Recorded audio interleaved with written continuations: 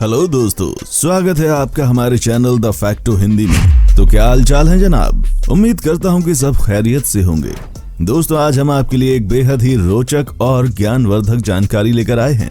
दोस्तों, क्या आपने कभी सोचा है कि हमारी पृथ्वी की उत्पत्ति कैसे हुई, या पृथ्वी पर जीवन कैसे संभव हुआ, या मानव जाति की उत्पत्ति कैसे हुई, या फिर ये कि उस समय लोग संभोग कैसे करते होंगे? अगर नहीं पता तो आप बिल्कुल सही जगह पर आए हैं। दोस्तों, आज मैं आप सभी को पृथ्वी और उससे जुड़े मानव जीवन की उत्पत्ति के बारे में कई बातें बताने जा रहा हूं। तो दोस्तों, बने रहिएगा वीडियो के आखिर तक हमारे साथ। दोस्तों, पृथ्वी की उत्पत्ति के बारे में वैज्ञानिक धारणा यह है कि तकरीबन 5 बिलियन साल पहले कई गैसों के एक साथ मिलने से भयंकर धमाका हुआ। इस कारण बहुत ही बड़ा एक आग का गोला बन गया, जिसे वर्तमान में हम सूर्य कहते हैं। धमाका इतना तेज था कि इसके आसपास चारों ओर धूल के कण फैल गए और गुरुत्वाकर्षण बल के कारण ये छोटे छोटे कण पत्थर के टुकड़ों के रूप में बदल गए। कई वर्षों के अंतराल के बाद ये कण आपस में जुड़ने लगे और एक समय के बाद सौर मंडल की उत्पत्ति हुई। दोस्तों, इस प्रकार लाखों वर्षों के पश्चात गुरुत्वाकर्षण के कारण पत्थर और चट्टानें आपस में जुड़ने लगी। इस प्रकार से धरती का जन्म एक आग के गोले के रूप में हो रहा था। वैज्ञानिक अवधारणा के मुताबिक 4154 बिलियन साल पहले पृथ्वी का तापमान 1200 डिग्री सेल्सियस था। ऐसे समय पर धरती पर केवल उबलता हुआ लावा, चट्टानें और कई जहरीली गैसें हुआ करती थीं। ऐसे में पृथ्वी पर जीवन का होना असंभव था। दोस्तों, धरती पर जीवन की इस यात्रा के दौरान अब तक 318 बिलियन वर्ष पहले पानी की उत्पत्ति हो चुकी थी। पृथ्वी पर लगातार ज्वालामुखी फट रहे थे और साथ ही साथ उल्का पिंडों की बारिश भी हो रही थी। धरती पर पानी और नमक के साथ ही उल्का पिंडों द्वारा अन्य पदार्थ भी आ रहे थे, जिसमें कार्बन और एमिनो एसिड जैसे पदार्थ थे। ये पदार्थ हर जीव जंतु और पौधों में मौजूद होते हैं। उल्का पिंडों की इतनी ऊंचाई से गिरने की वजह से ये पानी की गहराई में चले जाते थे, जहां पर सूर्य की किरणों का पहुंचना लगभग असंभव था। बाद में ये उल्का पिंड ठंडे होकर पानी में जमने लगे। इसके बाद ये एक प्रकार से चिमनियों का आकार लेने लगे और ज्वालामुखी की दरारों में पानी आ जाने से चिमनियों से धुआं निकलने लगा, जो बाद में एक प्रकार के केमिकल सूप का रूप ले लेता है। इस वजह से धरती पर माइक्रोस्कोपिक जीवन की शुरुआत हुई और पृथ्वी पर सिंगल सेल बैक्टीरिया की उत्पत्ति हुई। दोस्तों, धरती की उत्पत्ति के दौरान जब समुद्र की निचली सतहों पर पौधे और पत्ते उग रहे थे और इन पर जीवित बैक्टीरिया पैदा हो रहे थे, वैज्ञानिक भाषा में इन्हें स्ट्रोमेलाइट कहा जाता है। ये अपना भोजन सूर्य की किरणों से बनाते हैं और इस प्रक्रिया को वैज्ञानिक प्रकाश संश्लेषण कहते हैं। प्रकाश संश्लेषण प्रक्रिया में सूर्य की किरणें कार्बन डाइऑक्साइड और पानी को ग्लूकोज के रूप में परिवर्तित कर देती हैं।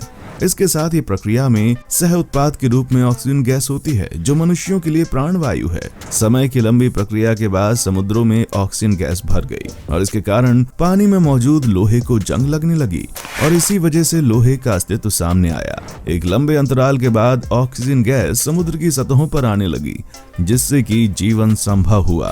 दोस्तों, धरती पर जीवन 4 अरब साल पहले शुरू हुआ था। माना जाता है कि जीवन की एक कोशिका वाले जीव से समुद्र में इसकी शुरुआत हुई, मगर वे चल नहीं सकते थे।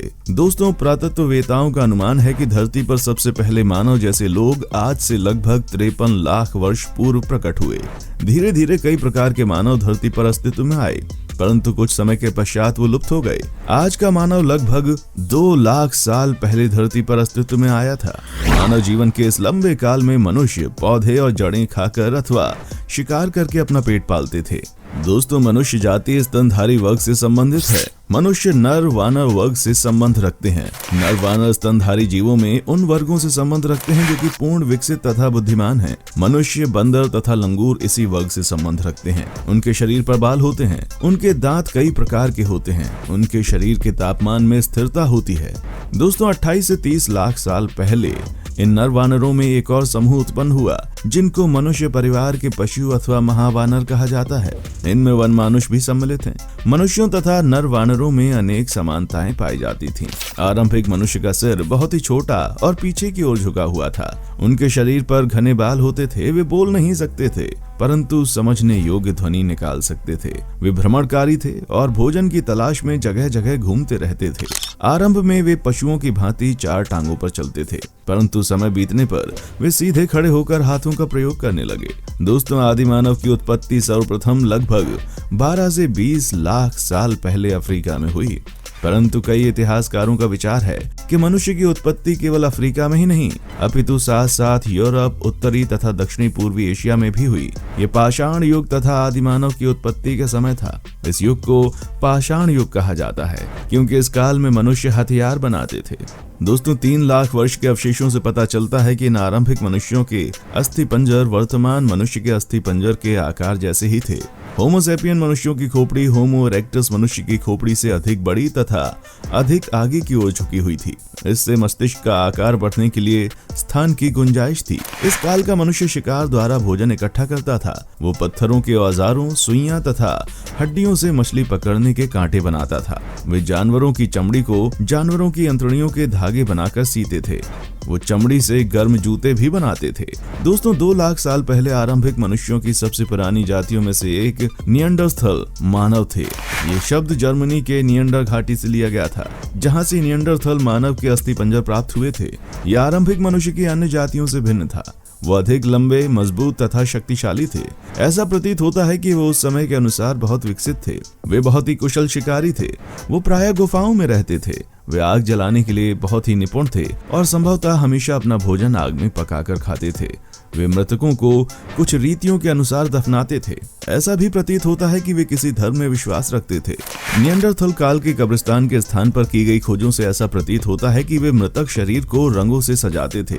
वे प्रथम मनुष्य थे जो कि मृत्यु के पश्चात जीवन के संबंध में सोचते थे। इस समय तक मनुष्य एक कुशल शिकारी तथा भोजन एकत्रित करने वाला बन चुका था। वे अब सारे विश्व में फैल चुके थे। वैज्ञानिकों को यूरोप, एशिया, अमेरिका तथा विश्व के अन्य भागों से इस काल के मनुष्यों के अवशेष प्राप्त हुए हैं। यद्यपि इस काल के मनुष्य का जीवन बहुत ही कठोर था, परंतु उनके पास पर्याप्त मात्रा में भोजन पदार्थ तथा शरण स्थल थे। इनमें बहुत से मनुष्यों की आयु बहुत लंबी थी। यूरोप में रहने वाले होमो सेपियन को क्रोमैग्नन कहा जाता है। क्रोमैग्नन मानव हिमयुग की कठोर सर्द ऋतु से सुरक्षा के लिए स्थायी निवास स्थान बनाते थे। गर्मियों में वो तंबुओं में रहते थे और पशु पालते थे। सर्दियों में वो बर्फ की झोपड़ियों में रहते थे जो कि वृक्षों की शाखाओं तथा बड़ी बड़ी मोटी हड्डियों से बनी होती थी और ऊपर से जानवरों की खाल से ढकी होती थी। कुछ झोपड़ियां लोगों के छोटे समूहों के रहने के लिए बनाई जाती थीं। यूक्रेन में लंबी झोपड़ियों के अवशेष प्राप्त हुए हैं जिनमें एक पूरा कबीला ही समा सकता था। इन लंबी झोपड़ियों के अंदर जाने के लिए बहुत से प्रवेश द्वार बनाए जाते थे। इन कमरों में आग जलाने के लिए बहुत से स्थान होते थे। दोस्तों हमारी पृथ्वी करोड़ों साल पुरानी है, परंतु आदि मानव हजारों साल पुराने हैं। आदि मानव की पूर्वज बंदर के खास प्रजाति हुआ करती थी। जब आदि मानव हुआ करते थे तब चारों तरफ जंगल ही जंगल था। आदि मानव का जीवन बहुत मुश्किल भरा होता था। जंगल के जानवरों की तरह आदि मानव भी अपना जीवन व्यतीत करते थे। आदि मानव जानवरों से डरते थे। उनका डरना स्वाभाविक भी था क्योंकि उनके पास कोई हथियार नहीं था जिससे कि वो अपनी सुरक्षा कर सके। दोस्तों हर आदि मानव अपने भोजन के लिए दिन भर जंगल में इधर उधर भटकता रहता था। वे फल फूल पौधे की जड़ खाकर अपना जीवन गुजर बसर कर रहे थे। दोस्तों अपने से कमजोर जानवरों का शिकार करके उनके कच्चे मांस को भी वे खाते थे, लेकिन खतरनाक जानवरों से अपनी जान बचाना भी एक मुश्किल काम था। दिन में वे आसानी से अपनी रक्षा कर लेते थे और रात में अपनी रक्षा के लिए गुफा या फिर पेड़ों में सोते थे। दोस्तों जानवरों की मारने और जड़ों की खुदाई के लिए केवल हाथ ही काफी नहीं थे। ऐसे कार्य के लिए आदि मानव लकड़ी को पत्थर की सहायता से नुकीला करके खुदाई और शिकार करने लगे। मजबूत चमड़ी वाले जानवर और लकड़ी को काटने के लिए नुकीले पत्थर का इस्तेमाल करते थे। इन्हीं पत्थरों और लकड़ी की सहायता से आदि मानव हथियार बनाने लगे। दोस्तों आदि मानव ने सबसे पहले कुल्हाड़ी बनाई जो कि आदि मानव के लिए बहुत बड़ी उपलब्धि थी। ऐसे ही धीरे धीरे पत्थरों की सहायता से बहुत सारे औजार बनाने लग गए वो। इस समय की सभ्यता आदि मानव का पाषाण काल कहलाई। आदि मानव अधिकतर जंगलों में आग लगा देखते थे, परंतु उनको समझ नहीं आता था कि ये क्या है। आग को आदि मानव सबसे ज्यादा खतरनाक समझते थे क्योंकि आग से जंगल के सभी जानवर चाहे वो शेर हो या हाथी सब डरते थे। दोस्तों एक बार आदि मानव ने गौर किया कि आग पानी के संपर्क में आते ही नष्ट हो जाता है। फिर आदि मानव आग से बचने के लिए नहरों और तालाबों की ओर भागते थे। पत्थर से पत्थर टकराकर आदि मानव आग उत्पन्न करना भी सीख जाते हैं। आग आदि मानव के लिए बहुत बड़ी खोज थी क्योंकि आग से रात के अंधेरे में उजाला मिलता था। आग से जानवरों को वो डरा भी सकते थे। मांस को भूनकर खाने लगे, ठंड में आग से शरीर को गर्म करते थे इत्यादि। आदि मानव पशुओं की तरह नंगे रहते थे। समय के साथ आदि मानव अपने शरीर को पत्तियों से ढकने लग गए और आगे चलकर आदि मानव ने जानवरों की खाल से अपने शरीर को ढकना शुरू कर दिया। दोस्तों, जानवर की हड्डियों और दांत से आदि मानव हथियार भी बनाते, साथ ही साथ इनका आभूषण बनाकर पहनते थे। दोस्तों, मानव इतिहास की पहली खोज आग की मानी जाती है। आदि मानव ने पत्थरों के टकराने के बाद आग को जलाना सीखा, जिनसे स्वयं की जानवरों से सुरक्षा में मदद मिलने के साथ ही भोजन पकाने में भी वो काम आई। कालांतर में इन्होंने अपनी रक्षा तथा भोजन के प्रबंध की सुविधाओं के लिए कृषि, कर्म तथा पहिए का आविष्कार कर दिया। इस तरह आदि मानव का जीवन बेहद कठिनाइयों से भरा हुआ था। जीवन निर्वहन में सुविधा के कोई साधन नहीं थे। जीवन रक्षा के लिए उन्होंने सर्वप्रथम पत्थर के तथा बाद में तांबे के हथियारों का निर्माण किया। संभवतः आदि मानव द्वारा खोजी गई प्रथम धातु तांबा ही थी, जिससे उन्होंने अन्य जीवन उपयोगी यंत्रों का निर्माण किया और जिनमें कृषि औजार भी शामिल थे। दोस्तों, आदि मानव अपनी जीवन की सुरक्षा के कारण ही समूह में रहा करते थे। उनके जीवन का सबसे बड़ा खतरा जंगली जानवर थे, जिनसे वे मिलकर बचाव करते थे। दुनिया के विभिन्न देशों में आदि मानव के जीवन से जुड़े अस्थि कंकाल प्राप्त हुए हैं, जिससे उनके आयु के बारे में अनुमान लगाने में सहायता मिली है। मानव विकास की यात्रा का प्रारंभिक बिंदु आदि मानव ही हैं, जिन्हें आज की जीवन शैली में असभ्य माना जाता है। उनके जीवन का एक ही ध्येय रहता था, अपने पेट का निर्वहन करना तथा जंगली जानवरों से बचाव करना। इस कारण वे समूह में रहने लगे। मानव की यही सामूहिक सुरक्षा का स्वभाव परिवार तथा समाज के रूप में देखने को मिलता है।